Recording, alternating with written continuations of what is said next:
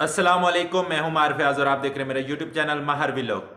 सबसे पहले मैं आप दोस्तों के सवालों के जवाब दूंगा, उसके बाद मैं एंड पर आपको एक अच्छी खबर भी दूंगा। तो अगर आपने अभी तक मेरे चैनल को सब्सक्राइब नहीं किया तो बराए मेहरबानी मेरे वीडियो को लाइक करें और चैनल को जरूर सब्सक्राइब कर लें। सबसे पहले मैं आप दोस्तों को बता दूं कि आउट पास बंद है। जो दोस्त मुझसे बार बार कमेंट्स में पूछ रहे थे जनाब आउट पास कब ओपन होंगे, तो ये तो सर गवर्नमेंट ही बेहतर बता सकती है, लेकिन जो सुनने में आ रहा है, कोई कहता है जनाब जुलाई में ओपन होंगे, कोई कहता है अगस्त में ओपन होंगे, कोई कहता है अक्टूबर में ओपन होंगे, तो कोई कहता है नवंबर में ओपन होंगे। सर जितने मुंह उतनी बातें, अभी क्या कह सकते हैं। लेकिन इमिग्रेशन की जानब से और गवर्नमेंट की जानब से ऐसा कोई ऐलान नहीं हुआ। तो दूसरे नंबर पर जनाब जो लोग मलेशिया में कंपनी के वीजे पर आ रहे हैं, यानी कंस्ट्रक्शन के कंपनी के वीजे पर आ रहे हैं, A2A वीजे पर जो एग्रीमेंट वीजा होता है, उन दोस्तों को मैं एक मेरा सब्सक्राइबर है जनाब, उसकी कुछ बातें हैं मैं सुनाना चाहूंगा। तो आपको मैं ये व्हाट्सएप पर उसने मुझे मैसेज किया, तो वो क्या कह रहा है मैं कहता हूं कि आप भी सुने कि वो क्या कह रहा है। सबसे पहले आप उसकी बातें सुने क्या कह रहे हैं। लेकिन अभी मसला ये है कि कंपनी का वीज़ा है बहुत जलील हो रहा है। वो इसलिए कि हम तकरीबन 15-16 घंटे काम कर रहे हैं और हमें 11 घंटे मिल रहे हैं सिर्फ। कंपनियों में ऐसा ही होता है। जो कंस्ट्रक्शन की कंपनियां होती हैं उनमें ज्यादातर लोगों के साथ ऐसा ही होता है, उनसे काम ज्यादा लिया जाता है लेकिन उनको सैलरी जो होती है वो बहुत कम दी जाती है। जैसा कि आपको पता है, वो भाई बता भी रहा था कि दूसरे साइड पे 1800 सैलरी है लेकिन हमको 1500 सैलरी देते हैं, 16 घंटे काम कराते हैं और 11 घंटे के पैसे देते हैं, लेकिन वो भागना चाहता है। मैंने एक वीडियो में बताया भी था, जो लोग मलेशिया में कंपनी के वीजे पर आ रहे हैं वो यकीन माने 1 महीना 2 महीना 4 महीना या 6 महीने के बाद वो भागने की कोशिश करते हैं। वो इसलिए क्योंकि कंपनियों में काम ज्यादा लिया जाता है लेकिन सैलरी बहुत कम होती है, जिसकी वजह से वो बंदा भागने पर मजबूर हो जाता है। अक्सर लोग मलेशिया में जो इनलीगल हैं वो ज्यादातर वही लोग हैं जो कंपनियों से भागे हुए लोग हैं, क्योंकि लोग कंपनियों के वीजे पर तो आ जाते हैं, 1 लाख 2 लाख की बचत तो करते हैं, लेकिन जब वो यहां पर पहुंचते हैं उसके बाद वो क्या करते हैं जनाब, 1 महीने के बाद या 6 महीने के बाद वो भाग जाते हैं, क्योंकि कंपनी में काम ज्यादा लिया जाता है, रिहाइश का भी अच्छा खासा इंतजाम नहीं होता और काम बहुत ज्यादा लिया जाता है। ये बात मैं आप दोस्तों को क्लियर बता दूं, अगर आप मलेशिया में कंस्ट्रक्शन के वीजे पर आ रहे हैं तो काम बहुत ज्यादा लेती है जनाब ये कंपनी वाले, और जो सैलरी होती है वो बहुत कम होती है।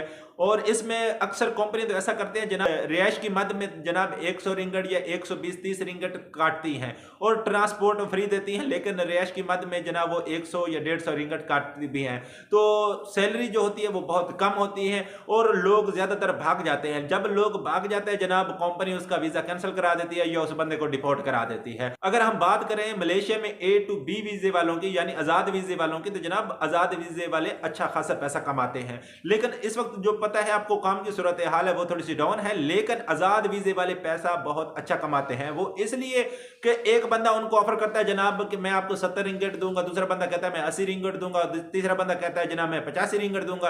तो जहां पर उनको अच्छी सैलरी पैकेज मिलता है वो बंदा वहां पर चला जाता है। उसके पास एक और ऑप्शन भी होता है कि अगर वो किसी दूसरी जगह पर काम करना चाहता है तो वो कर भी सकता है।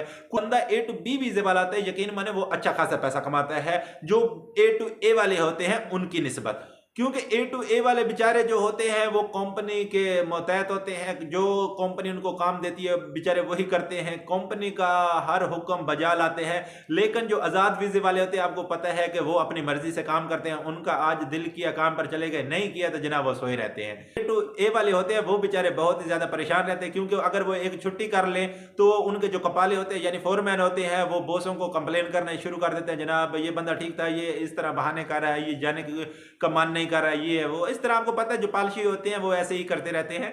तो A2A वीजा और A2B वीजे के बारे में मैंने बता भी दिया और आपको मेरे सब्सक्राइबर की गुफ्तगू भी सुना दी कि वो क्या कह रहा है। और एंड पर मैं आपको एक अच्छी खबर देता जाऊं जनाब, मलेशिया की जितनी भी पार्टियां हैं उन्होंने गवर्नमेंट से अपील की है जनाब, मलेशिया का जो ई वीजा है उसे ऑन अराइवल वीजा कर दिया जाए पूरी दुनिया के लिए, क्योंकि पता है यहाँ पर हर साल लाखों की तादाद में जनाब विजिटर आते हैं, तो उनकी जो इकोनॉमी है उनका बहुत ज़्यादा जो दारोमदार है वो विजिटर के ऊपर ही होता है। क्योंकि आपको पता है जो भी विजिटर आता है वो खाने की मद में पैसा यहाँ पर लगाता है, होटलों की मद में लगाता है, शॉपिंग की मद में यहाँ पर पैसा जनाब लगाता है, जिसकी वजह से आपको पता है मलेशिया की इकोनॉमी पर भी बहुत अच्छे असरात पड़ते हैं।